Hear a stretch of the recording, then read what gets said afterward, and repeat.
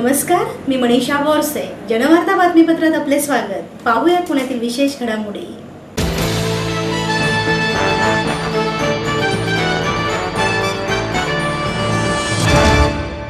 राज्य सरकारच्या सांस्कृतिक विभागाच्या वतीने वायोलिन वादक प्रभाग जोग यांना लता मंगेशकर पुरस्कार सुलोचना चव्हाण आणि सांस्कृतिक मंत्री विनोद तावडे यांच्या हस्ते प्रदान करण्यात आला. वयाच्या 10व्या वर्षापासून संगीत साधनेला सुरुवात झाली. ज्या लता दिदींनी माझ्या अनेक रचना अजरामर केल्या, त्या स्वर सन्मानीच्या नावानं मिळणाऱ्या पुरस्काराने मी धन्य झालो. संगीत सेवेचे हे फळ मिळाले, अशी भावना ज्येष्ठ संगीतकार व व्हायोलिन वादक प्रभाकर जोर यांनी पुरस्कार वापसीच्या पार्श्वभूमीवर व्यक्त केलं. राज्य सरकारच्या सांस्कृतिक कार्य संचालनालयातर्फे जोग यांना ज्येष्ठ गायिका सुलोचना चव्हाण यांच्या हस्ते लता मंगेशकर पुरस्कार प्रदान करण्यात आला. यावेळी सांस्कृतिक व कार्यमंत्री विनोद तावडे, आमदार योगेश टिडेकर, सांस्कृतिक संचालक अजय आंबेकर, संजय भोकरे यांच्यासह आदी मान्यवर या ठिकाणी उपस्थित होते. बाबूजी गदिमा यांचा आवर्जून उल्लेख करून जोग यांनी संगीत सेवेतील साथीदारांविषयी कृतज्ञता व्यक्त केली. पुरस्कार वापसी सत्र सुरू आहे, त्यामुळे पुरस्कार देताना भीती वाटतं. मात्र प्रभाकर जोग यांना दिलेल्या पुरस्काराने उद्देशाची प्रतिपूर्ती झाली आहे, असे सांगून जी मंडळी पुरस्कार परत करत आहेत त्यांच्या लिखाणात समाजाला बदलण्याची ताकद आहे. पुरस्कार परत करूनही काही होणार नाही, त्याउलट त्यांनी आपल्या लेखणीतून आपले म्हणणे मांडले पाहिजे, असा सल्ला विनोद तावडे यांनी यावेळी दिला.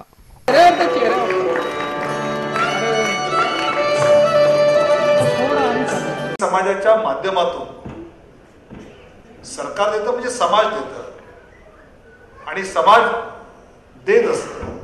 ती पोचपावती मला असं वाटतं प्रत्येक कलाकाराला अतिशय मानाची वाटते, सन्मानाची वाटते.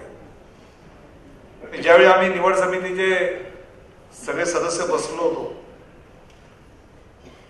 सांस्कृतिक मंत्री म्हणून सुलोचना देवी मी अध्यक्ष असतो, पण आपण समिती सदस्यांना गेल्या वर्षभरात दिलेले पुरस्कार किंवा यावर्षी केलेल्या पुरस्काराच्या बाबतीत विचारले तर हा असा अध्यक्ष आहे की जो आपलं मत काहीच मांडत नाही. जे त्या ठिकाणचे ज्येष्ठ लोक आहेत, जे परीक्षण मंडळ ठरलं आहे, ते जे मत देतील.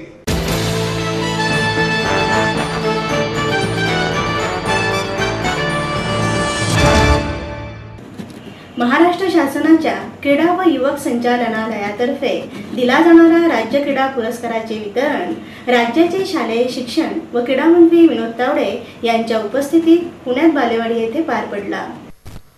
महाराष्ट्र शासनाचा क्रीडा व युवक संचालनालयामार्फत दिला जाणाऱ्या राज्य क्रीडा पुरस्काराचं वितरण राज्याचे शालेय शिक्षण व क्रीडा मंत्री विनोद तावडे यांच्या उपस्थितीत पुण्यात बालेवाडी येथे पार पडला. यावेळी राज्य क्रीडा जीवन गौरव पुरस्कार रमेश नारायण विपट जलतरण खेळातील कामगिरीबद्दल तर 2013-14चा प्राध्यापक गणपतराव भगवंतराव माने यांना कबड्डी या खेळात केलेल्या कामगिरीबद्दल पुरस्कार देऊन गौरवण्यात आलं. क्रीडा क्षेत्रात चांगल्या कामगिरी करणाऱ्या 84 खेळाडूंचा गौरव यावेळी करण्यात आला. यावेळी विनोद तावडे म्हणाले की राज्य क्रीडा पुरस्कार यापुढे त्या वर्षी दिला जाणार असल्याचं आश्वासन त्यांनी दिलं. खऱ्या अर्थाने चांगले क्रीडापटू निर्माण होण्यासाठी गरज जी आहे ती आपण त्यावेळी अनेक अशा प्रकारच्या घोषणा झाल्या आणि मी सभागृहात बोलताना मांडलं सुद्धा की आपण काही 1 कोटी 2 कोटी 4 कोटी 8 कोटी असे आपण तालुका क्रीडा संकुल, जिल्हा क्रीडा संकुल, विभागीय क्रीडा संकुलला देतो आणि अशी क्रीडा संकुल त्या ठिकाणी बाळासाहेब आपण निर्माण केली आणि तालुका क्रीडा संकुल बांधायला आपण काही कोटी रुपये त्यात दिले. ती क्रीडा संकुल बांधली गेली, पण ते मेंटेन कोण करणार? त्याचा केअरटेकर नाही. यापुढे राज्यातील क्रीडा संकुलांना केअरटेकर पॉलिसी राबवण्यात येणार आहे. विद्यार्थ्यांनी खेळ खेळले पाहिजे असं सांगत पतंग उडविलं तरी चालेल, मात्र विद्यार्थ्यांनी मैदानात उतरलं पाहिजे. अशा विद्यार्थ्यांना 10 मार्क देण्याचा विचार शिक्षण विभाग असल्याचंही त्यांनी यावेळी सांगितलं.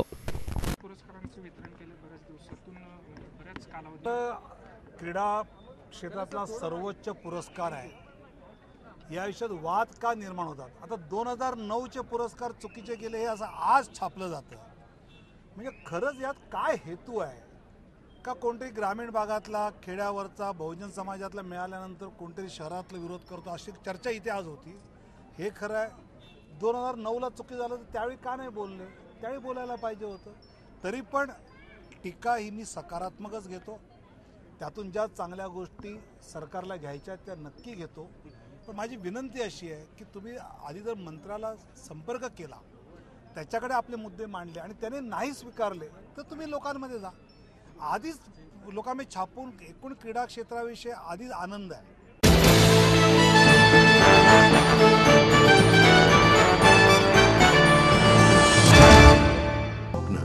आपलं मन, आपलं स्वतःचं घर हेच खरं धन. समृद्ध जीवन पार्क सादर करत आहे 140 फ्लॅट्सची एक प्रशस्त गृह योजना. कात्रज कोंढवा रोडवर बिबवेवाडी पासून फक्त 2 किलोमीटर अंतरावर आपल्या आर्थिक गणितात बसणारे 1 व 2 BHK फ्लॅट्स. तब्बल 3 मजली पार्किंग सह ऐस पैस गार्डन, क्लब हाऊस आणि इतर सुविधांनी सुसज्ज. बुकिंग साठी संपर्क 9850937373 9850947373. समृद्ध जीवन, नांदी सौभाग्याची, सुरुवात प्रगतीची. आई वडिलांनी पै पै जमवून मला शिकवण्याचा निर्णय घेतलेला कळत होता. माझ्या उच्च शिक्षणासाठी त्यांनी मला कायमचा आधार मिळवून दिला होता. त्यांनी स्वतःसाठी कधीच काही केलं नाही, पण माझ्यासाठी Samruddha Jeevan multistate multipurpose cooperative society limited. गुंतवणूक भावनांची, आनंद लक्षावधीचा. Samruddha Jeevan multistate multipurpose cooperative society limited. माहेर सोडून सासरी आले. इथेही प्रेमाची, मायेची माणसं होती. पण माझं भविष्य सुरक्षित आहे याचा आनंद, आत्मविश्वास वाढवणारा होता. Samruddha Jeevan multistate multipurpose cooperative society limited. गुंतवणूक भावनांची, आनंद लक्षावधीचा. Samruddha Jeevan multistate multipurpose cooperative society limited.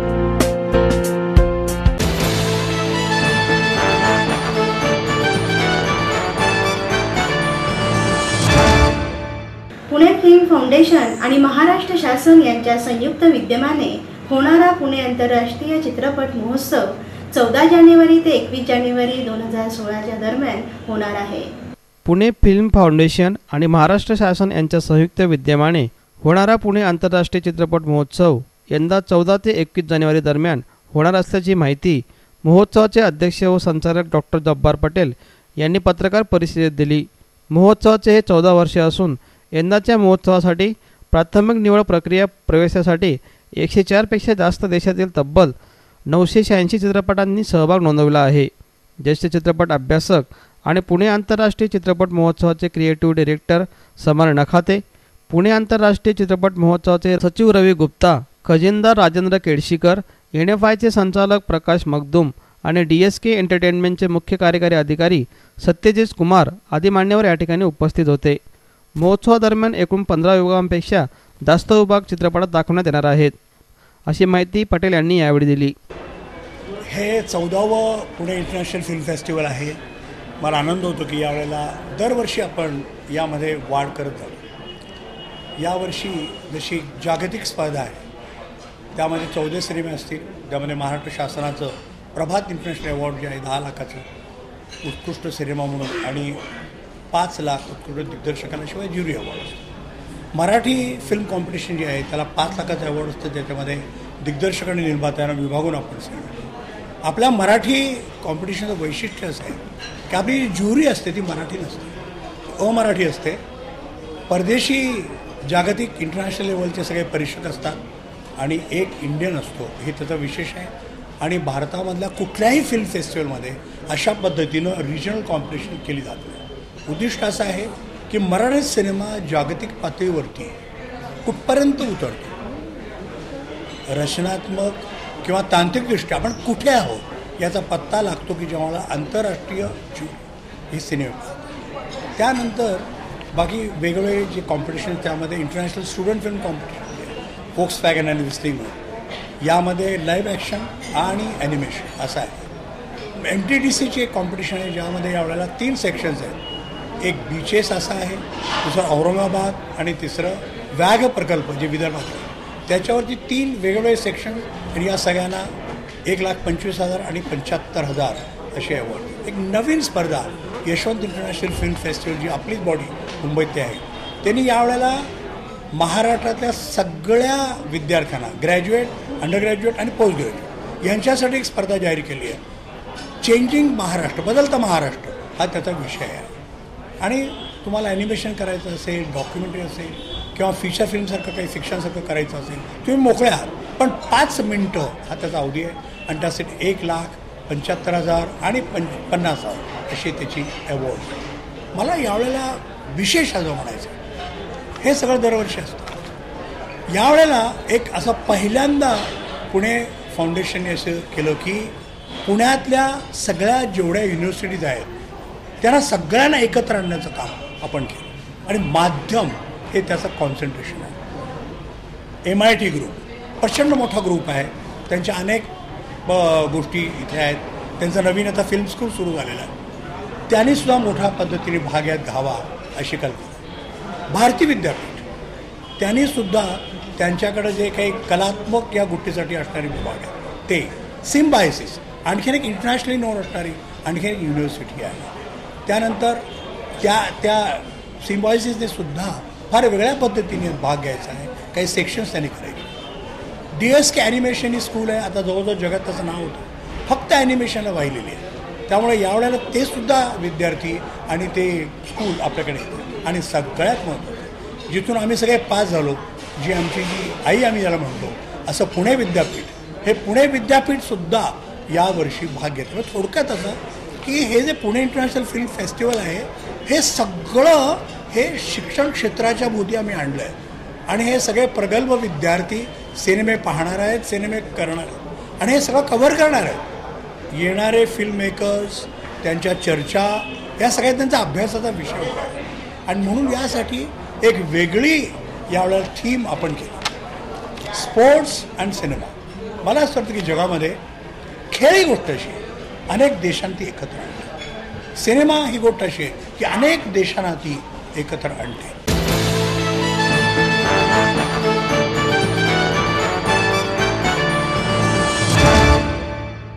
मंगळवार पेठेतील हॉटेल वर्षामध्ये पोलिसांचा छापा. 16 मुलींची सुटका करण्यात आली असून 12 जणांवर कारवाई केली जाणार आहे.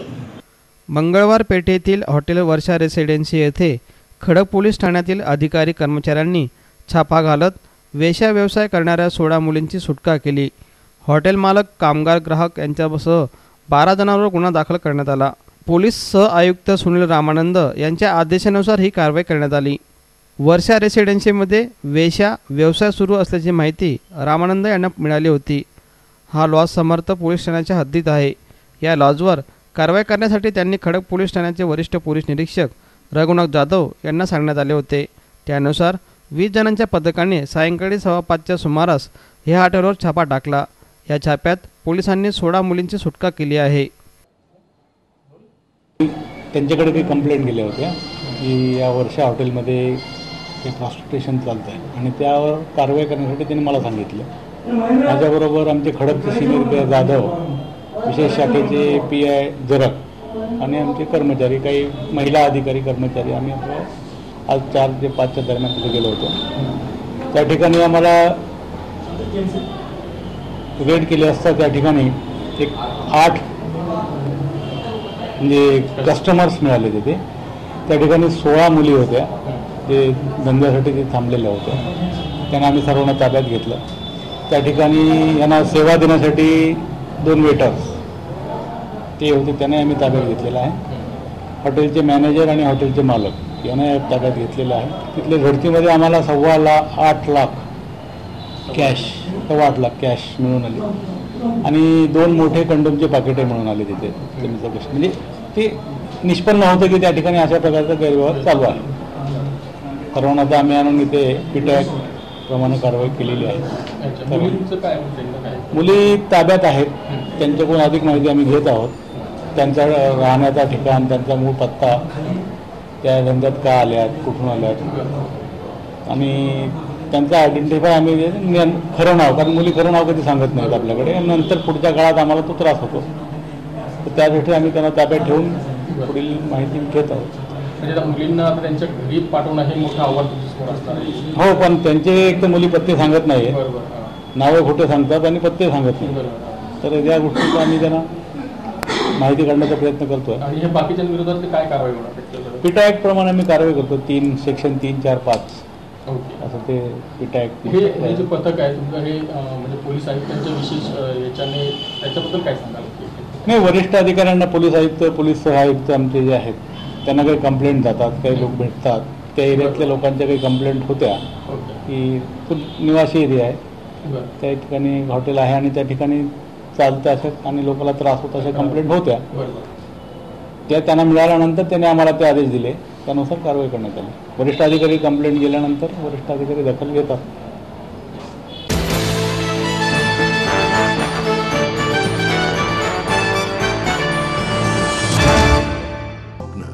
आपलं मन, आपलं स्वतःचं घर हेच खरं धन. समृद्ध जीवन पार्क सादर करत आहे 140 फ्लॅट्सची एक प्रशस्त गृह योजना. कात्रज कोंढवा रोडवर बिबवे वाडीपासून फक्त 2 किलोमीटर अंतरावर आपल्या आर्थिक गणितात बसणारे 1 व 2 BHK फ्लॅट्स. तब्बल 3 मजली पार्किंग सह ऐस पैस गार्डन, क्लब हाऊस आणि इतर सुविधांनी सुसज्ज. बुकिंग साठी संपर्क 9850937373 9850947373. समृद्ध जीवन, नांदी सौभाग्याची, सुरुवात प्रगतीची. आई वडिलांनी पै पै जमवून मला शिकवण्याचा निर्णय घेतलेला कळत होता. माझ्या उच्च शिक्षणासाठी त्यांनी मला कायमचा आधार मिळवून दिला होता.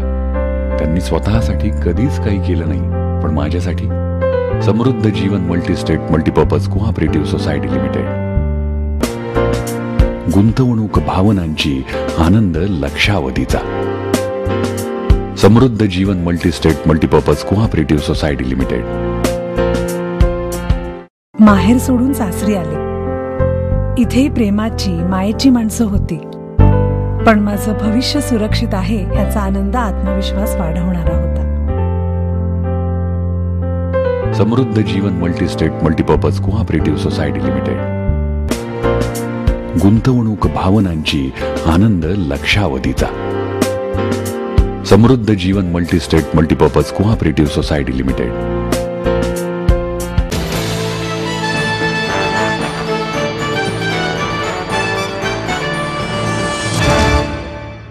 काँग्रेसच्या अध्यक्षा सोनिया गांधी यांच्या वाढदिवसानिमित्त कष्टाच्या भाकरी केंद्रातील महिलांचा सन्मान माजी आमदार मोहन जोशी यांनी केला. कष्टाची भाकरी केंद्रातील कष्टकरी महिलांना साड्यांचं वाटप करून त्या महिलांचा माजी आमदार मोहन जोशी यांनी सन्मान केला.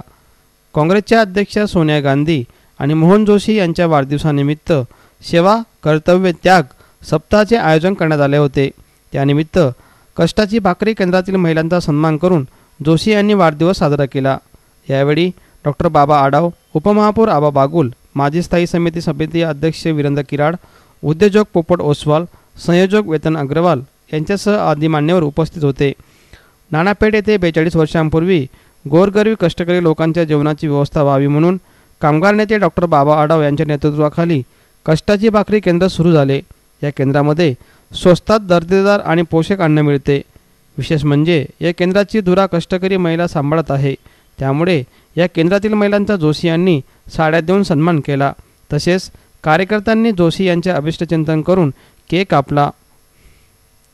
जोशी यांनी कष्टाची भाकरी केंद्रातील महिलांचा सन्मान करून वाढदिवस साजरा केल्याने छान वाटलं, अशी भावना काही महिलांनी व्यक्त केली. असं आहे की जरी त्याबद्दल काही मतभेद असले तर ते जेव्हा जिव्हाळ्याने म्हणाले की मला कष्टाच्या भाकरीमधल्या भगिनींना भाऊबीज करायची, मी म्हटलं ठीक आहे, हरकत नाही, पण मला म्हणाले तुम्ही हजर राहायला पाहिजे. तर म्हटलं ठीक आहे, आता तुम्ही एवढ्या येताय म्हटल्यानंतर माझा भाग आहे. मोहन जोशी आपल्या चळवळीचे मित्र आहेत. म्हणजे मग ते आमचे हमालांचे प्रश्न असू द्यात, रिक्षा चालकांचे प्रश्न असू द्यात, कोणाचे असू द्यात, ते आपल्या येतात. ते काँग्रेसचे आहेत. सोनिया गांधींची 9 तारखेला त्यांचा जन्मदिन आहे आणि यांचा 3 तारखेला आहे. त्यांनी संधी घेतली त्याची की 3 तारखेपासून 9 तारखेपर्यंत मग जरा ते करायचं. तसं मोहन जोशींनी केलं आहे. आता एवढ्या मोठ्या प्रमाणात करावं का न करावं आता त्याचा प्रश्न असतो. परंतु एक गोष्ट खरी आहे की त्यांना ते मनापासून आपल्यामध्ये मिसळायला पाहतात. त्यांच्यामुळे आता आपल्याकडे काँग्रेसची कार्यकर्ती मंडळी सुद्धा इथं आलेली आहेत. आणि सध्या आता त्यांचा वाढदिवस आहे, आता महाराष्ट्रातले मोठे पुढारी शरद पवार यांचा वाढदिवस आहे, गाजतोय सध्या, भरपूर गाजतोय. तेव्हा त्यांना मला सांगायचं की 9 तारखेपर्यंत थांबवून नाही चालायचं, आता 12 तारखेपर्यंत पुढे जावं लागेल. आणि ते वाढदिवस साजरे होत असताना स्वाभाविकपणेच एक प्रश्न येतो. आमच्या मनात कार्यकर्ता म्हणून प्रश्न असतो की आपण सगळं करतो, लोकांचं काय.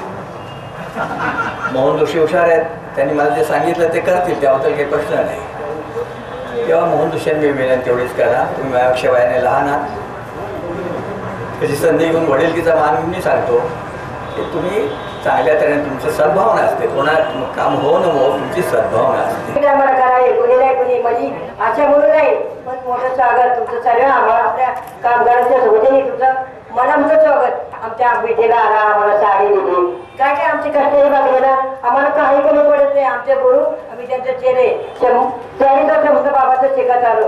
बाबा 100 शब्द बोलले तरी आम्हाला एखादा बोलता येतो की बाबा आपले असे बोलले बिराणी बाबा हे सहकारी मंडळी सगळे आम्हाला सहकारी करतात. मे महिन्यामध्ये आम्हाला 2 साड्या 2 पीस आणि जेवणचे बोनस 18-20 मला बोनस मिळतो, जेवण मिळतं, चहा मिळतो, चपाती म्हणजे आम्हाला काही कमी नाही. आणि आम्ही चांगलं दिवस जनतेला आम्ही सेवा म्हणून करतो, स्वस्त आणि मस्त.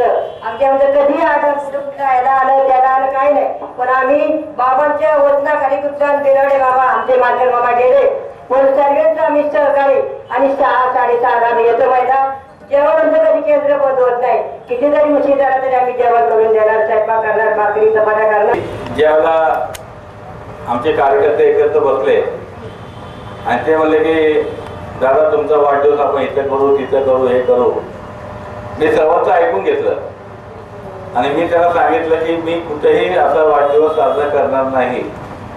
तर मी गेली 40-42 वर्ष पुणे शहरामध्ये रोज 15,000 ते 20,000 सर्वसामान्य लोकांना ताजं सकस स्वच्छ आहार ज्या कष्टाच्या भाकरीमध्ये आमच्या भगिनी देतात त्यांना एक भाऊबीज करून त्यांच्या समेत पिठलं भाकर खाऊन त्या ठिकाणी मी वाढदिवस साजरा करेल ही मी त्यांना भावना त्या ठिकाणी व्यक्त केली. आणि मग कसं आहे की बाबा आमचे नेते आहेत पहिल्यापासून. मी जरी काँग्रेसमध्ये काम करत असलो तरी बाबांच्या सर्व चळवळीमध्ये हमाल पंचायतची चळवळ असेल, पथारीवाल्यांची चळवळ असेल, रिक्षा पंचायतीची चळवळ असेल, राष्ट्रीय एकात्मतेची चळवळ असेल, या सर्व बाबतीमध्ये मी बाबांचा कार्यकर्ता म्हणून आजपर्यंत काम केलेलं आहे. मी अभिमानाने सांगू शकतो की मी आमदार असताना कधीही बाकीचे आमदार 2-2 बॉडीगार्ड घ्यायचे पोलीस, पण मी एक सुद्धा बाबा कधीही बॉडीगार्ड घेतलेला नव्हता. कारण बाबांनी आम्हाला शिकवण दिलेली होती साधं कसं राहायचं, लोकांच्या मध्ये कसं राहायचं. आणि हेच काम मी गेले 30-35 वर्ष माझ्या राजकीय आयुष्यामध्ये केलेलं आहे. मला मनापासून एवढ्या लोकांनी शुभेच्छा देतात, प्रेम व्यक्त करतात आणि आयुष्यामध्ये हेच महत्वाचं आहे. आज या भगिनींच्या सोबत मला भाऊबीज साजरी करीत असताना त्यांच्याबरोबर जेवण करत असताना मला मनापासून आनंद होतोय. आणि म्हणून आज मी आपल्या या ठिकाणी आलो. बाबांना मी परवानगी मागितली. बाबांचं कसं असतं की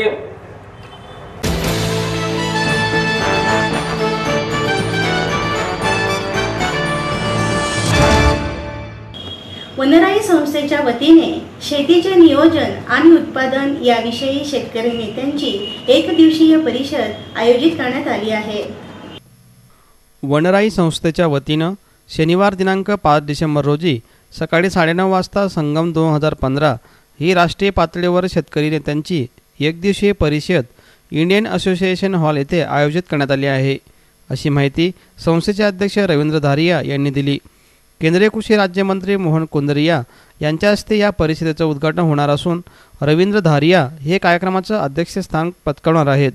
यावेळी पुण्याचे खासदार अनिल शिरोडे, स्वाभिमानी शेतकरी संघटनेचे अध्यक्ष खासदार Raju Shetty, Pasha Patel, Sadabhau Khot, confederation of horticulture of association of इंडियाचे अध्यक्ष HP सिंग, DD किसान वाहिनीचे सल्लागार नरेश शिरोही व कृषी आयुक्त विकास देशमुख उपस्थित राहणार आहेत, अशी माहिती यावेळी देण्यात आली.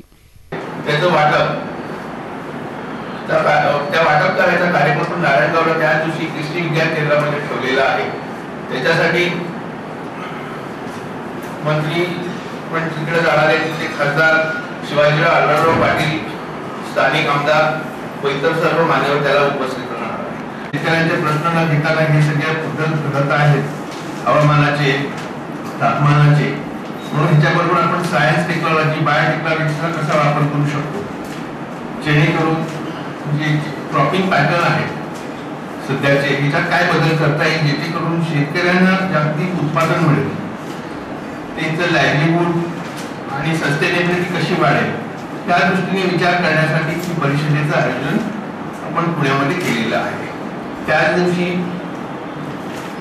सॉइल टेस्टिंग डे आहे, तर तो कार्यक्रम पण आपण इथं घेतलेला आहे नारायणगावला.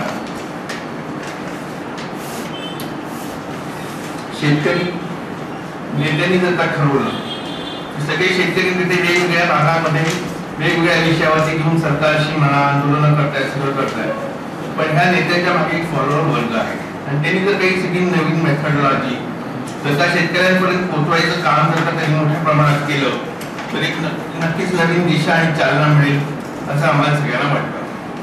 म्हणूनच वनराईने ही एक दिवसाची कार्यशाळाचं आयोजन केलेलं आहे. ही कार्यशाळेमध्ये सुरुवात ओपनिंग झाल्यानंतर त्याच्यावर 2 सत्र राहणार आहेत.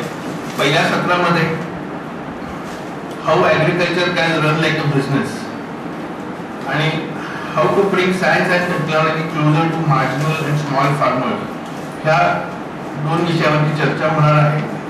आणि दुसरं जे सत्र आहे त्याच्यामध्ये प्री आणि पोस्ट हार्वेस्ट टेक्नॉलॉजी आणि त्याचे एक्सटेन्शन सर्व्हिसेस कशा मिळतील, जेणेकरून छोट्या आणि मार्जिनल फार्मर्सना त्याचं लाईव्हलीहूड आणि ते इम्प्रूव्हमेंट करून त्याचं उत्पन्नामध्ये कसा फायदा होऊ शकेल, हा त्याच्या मागचा हेतू आहे.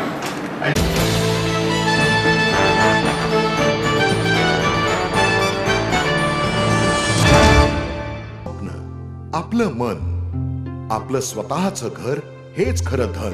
समृद्ध जीवन पार्क सादर करत आहे 140 फ्लॅट्सची एक प्रशस्त गृह योजना. कात्रज कोंढवा रोडवर बिबवेवाडीपासून फक्त 2 किलोमीटर अंतरावर आपल्या आर्थिक गणितात बसणारे 1 व 2 BHK फ्लॅट्स. तब्बल 3 मजली पार्किंग सह ऐस-पैस गार्डन, क्लब हाऊस आणि इतर सुविधांनी सुसज्ज. बुकिंग साठी संपर्क 9850937373 9850947373. समृद्ध जीवन, नांदी सौभाग्याची, सुरुवात प्रगतीची. आई वडिलांनी पै पै जमवून मला शिकवण्याचा निर्णय घेतलेला कळत होता. माझ्या उच्च शिक्षणासाठी त्यांनी मला कायमचा आधार मिळवून दिला होता. त्यांनी स्वतःसाठी कधीच काही केलं नाही, पण माझ्यासाठी Samruddha Jeevan multistate multipurpose cooperative society limited. गुंतवणूक भावनांची, आनंद लक्षावधीचा. Samruddha Jeevan multistate multipurpose cooperative society limited. माहेर सोडून सासरी आले. इथे प्रेमाची, मायेची माणसं होती, पण माझं भविष्य सुरक्षित आहे याचा आनंद, आत्मविश्वास वाढवणारा होता. Samruddha Jeevan multistate multipurpose cooperative society limited. गुंतवणूक भावनांची, आनंद लक्षावधीचा. Samruddha Jeevan multistate multipurpose cooperative society limited.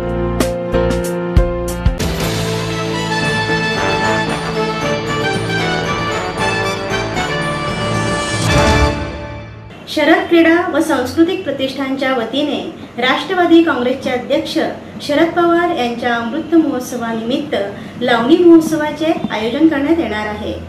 महाराष्ट्राची पारंपरिक नृत्यकला असणारी लावणी लोप पावत चालली आहे. लावणी या नृत्याला जनमानसात प्रसिद्धी मिळाली व कलेला दाद मिळाली.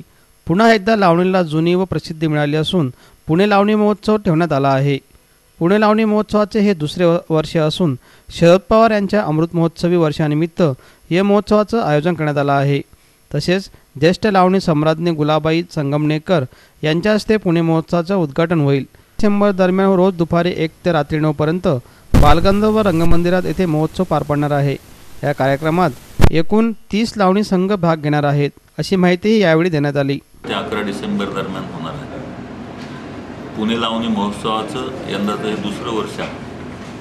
मला सांगायला आनंद होतो की यंदाच्या वर्षी स्पर्धेमध्ये आम्हाला विक्रमी असा प्रतिसाद संघांचा मिळालेला असून मागच्या वर्षी 16 संघांचा सहभाग या स्पर्धेमध्ये होता. यंदा 24 संघांचा सहभाग या स्पर्धेमध्ये असून 5 व्यापारी पद्धतीनं जे कला सादर करतात, कमर्शियल ज्याला आपण म्हणतो, ती संघ आहेत. असे 29 संघ या स्पर्धेमध्ये सहभागी होतील. स्पर्धा 8 डिसेंबरला दुपारी 12 वाजता कार्यक्रमाला शुभारंभ होईल आणि स्पर्धेचा शुभारंभ उद्घाटन हे दुपारी 2 वाजता ज्येष्ठ लावणी सम्राज्ञी गुलाबाई संगमनेरकर यांच्या शुभ हस्ते होईल. त्या प्रसंगी आदरणीय सुनीलजी तटकरे साहेब, पुणे शहराचे भारतीय जनता पक्षाचे नेते गणेशजी बिडकर, पुणे नगरीचे महापौर दत्तात्रय धनकवडे, उपमहापौर आबा बागुल हे उपस्थित राहणार आहेत. आणि ही स्पर्धा 3 दिवस चालेल, 8, 9 आणि 10 आणि 11 तारखेला ह्या स्पर्धेची महाअंतिम फेरी ही बालगंधर्व रंगमंदिरमध्ये होईल. पहिल्या 5 नंबरच्या संघांना त्या ठिकाणी सादरीकरण करण्याची संधी मिळेल आणि त्यातल्या पहिल्या 3 क्रमांकांची निवड ही स्पर्धेच्या बक्षिसांकरता होईल, हे सांगायला मला या ठिकाणी आनंद होतो. आपल्या दारवे तमाम लावणी रसिकांना, कलावंतांना मदत करणाऱ्या कलाप्रेमींना विनंती करतो की आपण या स्पर्धा अवश्य पहा.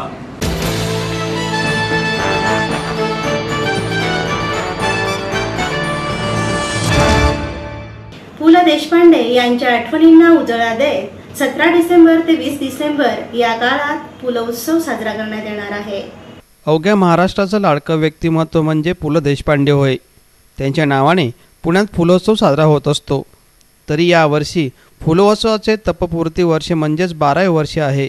तरी हा कार्यक्रम 17 डिसेंबर ते 20 डिसेंबर या काळात घेण्यात येणार आहे, अशी माहिती फुलोत्सवाचे संयोजक विचेंद्र चिंतराव यांनी पत्रकार परिषदेत दिली.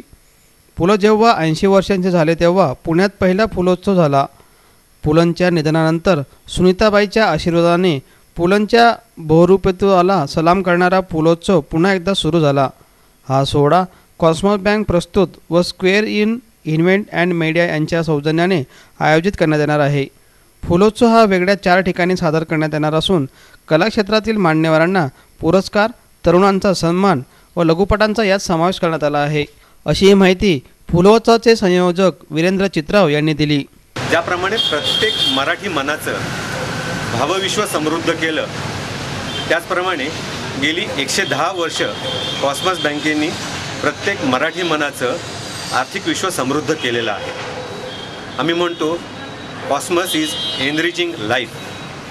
लाईफ एनरिच करताना फक्त अर्थकारणाला आणि अर्थपूर्तीला महत्त्व नसून त्याला एक सांस्कृतिक, सामाजिक, साहित्यिक सुद्धा रिचनेस असायला लागतो, समृद्धी असायला लागते आणि ही पुलंनी दिली. आजच्या या 12व्या 16व्याच्या महोत्सवाच्या निमित्ताने कॉस्मॉसला हे प्रायोजकत्व मिळालं, याबद्दल कॉस्मॉस आयोजकांचं शतशः ऋणी आहे.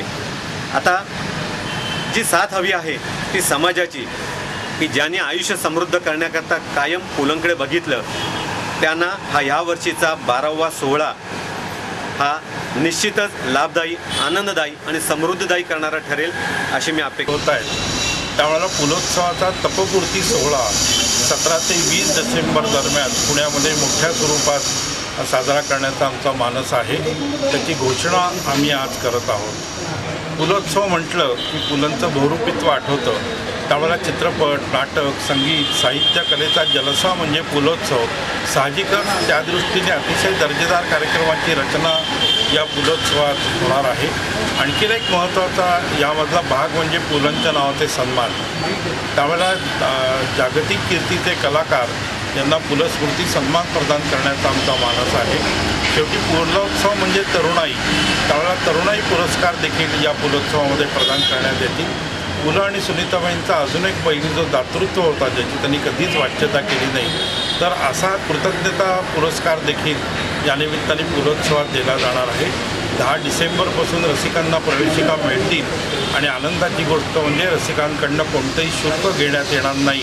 रसिकांना विनामूल्य प्रवेशिका वाटप हे 10 डिसेंबरपासून सुरू होईल. कॉस्मॉस बँकेच्या सर्व शाखांमधनं प्रत्येकी 2 अशा प्रवेशिका रसिक घेऊ शकतात. मला खात्री आहे की महाराष्ट्राचा गौरव असा पुलोत्सव दिमागदारपणे पुन्हा पुण्यामध्ये साजरा होईल या दृष्टीने मी सर्वांसाठी इंटरनॅशनली 1 वर्ष अगोदर ही मॅरेथॉन जाहीर होते.